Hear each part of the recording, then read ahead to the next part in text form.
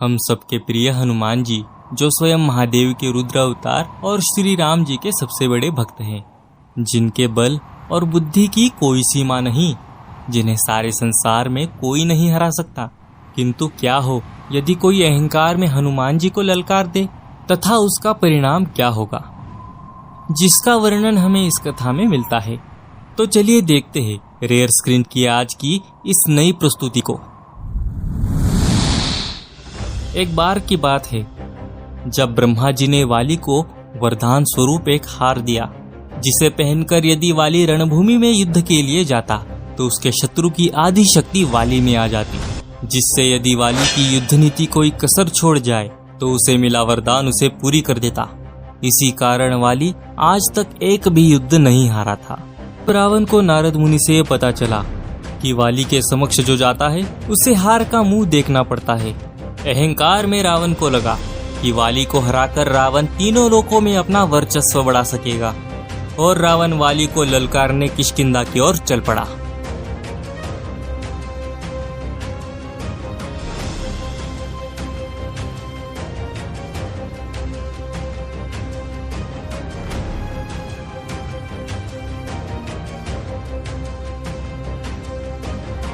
दोनों में भीषण युद्ध होने लगा। ये एक ऐसा युद्ध था जो न कभी देखा गया था न कभी सुना गया था। विशाल वृक्षों को रावण ऐसे उखाड़ता जैसे गुलाब की पंखुड़ियां, और उन्हें वाली ऐसे झाड़ देता जैसी सूखी घास की पत्तियां। रावण ने फेंकी हर चट्टान वाली के हाथों ऐसे बिखरती जैसी हल्की बारिश की असहाय बूंदें। दोनों का युद्ध ऐसे चला कि दो गरजते योद्धाओं के डर से धरती, अंबर, पहाड़ कांपने लगे। जब वाली पर अपने बल का प्रयोग न चला, तब रावण ने वाली को अपने माया जाल में फंसा लिया।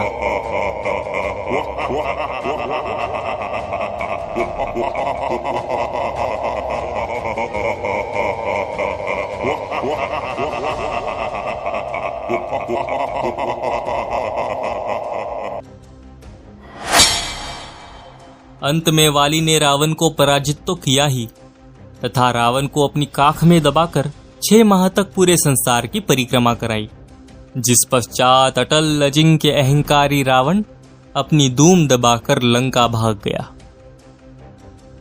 रावण को हराने के पश्चात वाली के अहंकार की कोई सीमा न रही। अपने महान शक्तियों के बल के अहंकार से वाली ने अपने ही विनाश के द्वार खोल दिए। उसे लगने लगा कि उससे शक्तिशाली इस संसार में और कोई नहीं। अहंकार की सीमा तो तब समाप्त हुई जब वाली निकल पड़ा सारे संसार को यह बताने कि उससे ज्यादा शक्तिशाली कोई नहीं। वाली चलते चलते एक वन में चला गया। वो अपने बल से बड़े बड़े वृक्षों को उखाड़कर फेंक रहा था। उनकी आवाज से सभी पशु पक्षी उस वन से दूर दूर भागने लगे। आज तक वाली के साहस और क्रोध का सामना कोई नहीं कर पाया था, किंतु आज तक वाली का सामना हनुमान जी से नहीं हुआ था।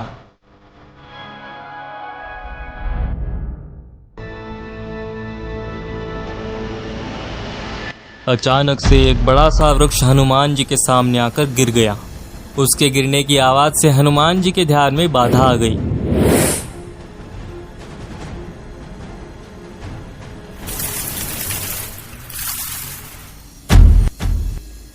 वानर राज वाली,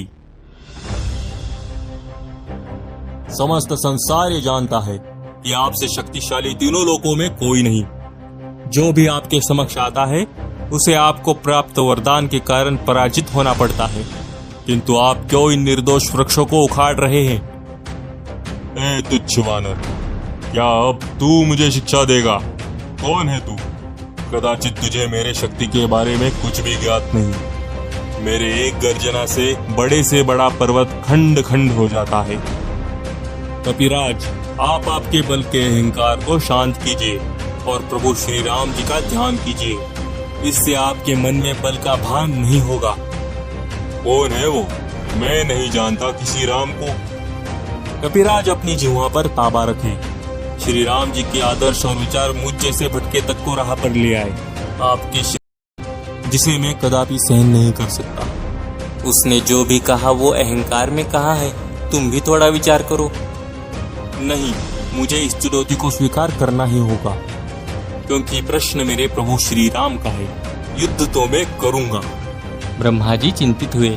उन्होंने कुछ सोचा और कहा, ठीक है हनुमान, मेरा युद्ध के लिए अवरोध नहीं है, किंतु मेरी एक विनती है, आप आपकी शक्ति का 10वां हिस्सा ही लेकर जाए। शेष शक्ति को आप अपने आराध्य के चरणों में समर्पित कर दे। युद्ध के उपरांत शक्ति को पुनः धारण कर लेना। ठीक है प्रभु, जैसी आपकी आज्ञा। ऐसा कहकर ब्रह्मा जी वहां से चले गए।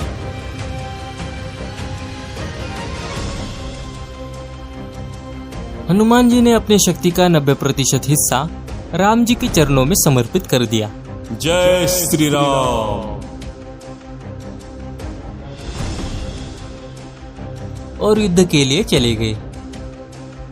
इधर वाली ने वन को युद्ध के मैदान में परिवर्तित कर दिया। वाली युद्ध के लिए बड़ा ही व्याकुल था। जैसे ही वाली ने हनुमान जी को देखा, वाली ने हनुमान जी को ललकारा। आज या तो तेरा घमंड रहेगा या तो मेरा अहंकार। तथास्तु।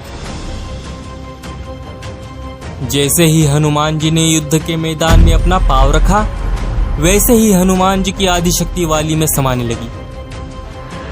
वाली को अपने अंदर असंख्य शक्ति का अनुभव होने लगा। वाली को ऐसा लगने लगा कि सारे संसार की शक्तियां उसमें समाने लगी हो। ये मेरे साथ क्या हो रहा है? मेरे अंदर इतनी शक्ति कहां से आ रही है? प्रभु बचाओ। ये देखकर ब्रह्मा जी चिंतित हो गए। वाली, जल्द से जल्द हनुमान से कोसों दूर भाग जाओ, अन्यथा इस शक्ति से तुम्हारा अस्तित्व ही नहीं बचेगा। वाली को कुछ भी समझ नहीं आ रहा था, किंतु स्वयं ब्रह्मदेव को प्रकट देख वो समझ गया। वाली बिना कुछ सोचे कोसों दूर भागने लगा। सैकड़ों मील भागने के बाद वो एक जगह जाकर मूर्छित हो गया।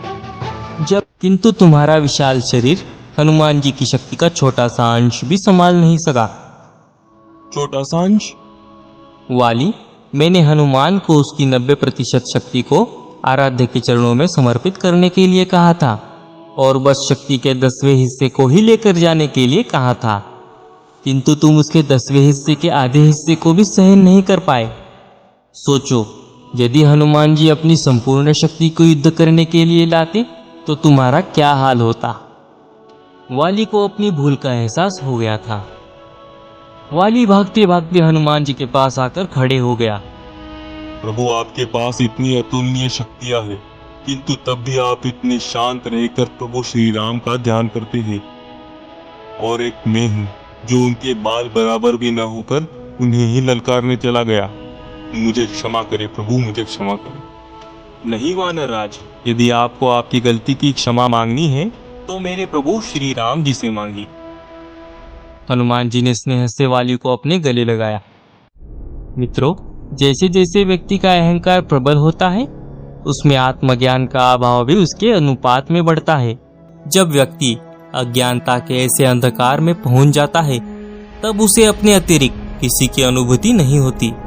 उसे लगता है कि वो स्वयं इस संसार का स्वामी है, और जिस व्यक्ति में ऐसा अहंकार हो, उसका विनाश निश्चित है।